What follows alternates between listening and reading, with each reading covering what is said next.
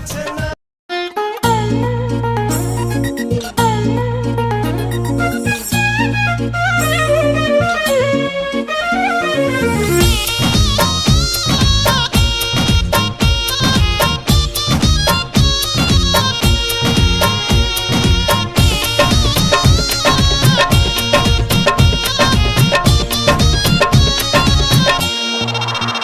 कौने बदरा से कजरा चोरैलू, कौने फूलवा से खुशबू मंगैलू,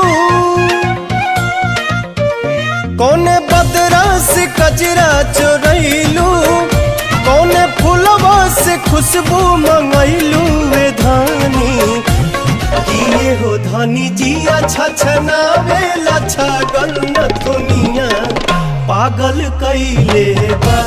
किए हो धनी जिया छछना वेला छागल न दुनिया पागल कैले बा।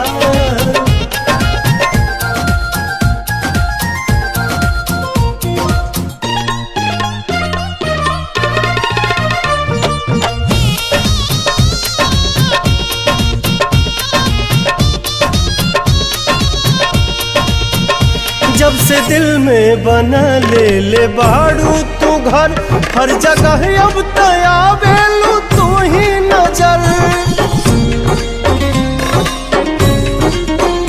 नैना चित चोर ऐसन असर कर गइल, तब से आवाज दिल दीवाना भइल।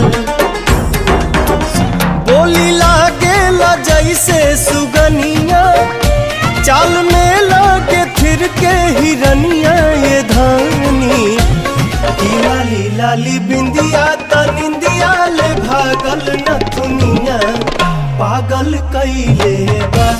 किए हो धनी जिया छछना वेला छागल न दुनिया पागल कैले बा।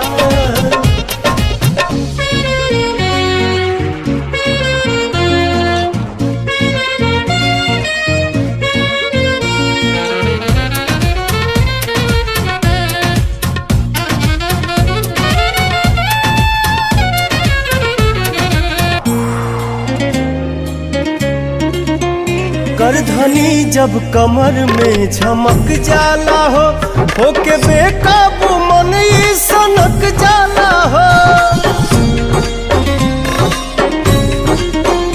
हर अदा हर कला से सहेजल हऊ, हमरा लाडानी धरती पे भेजल हऊ।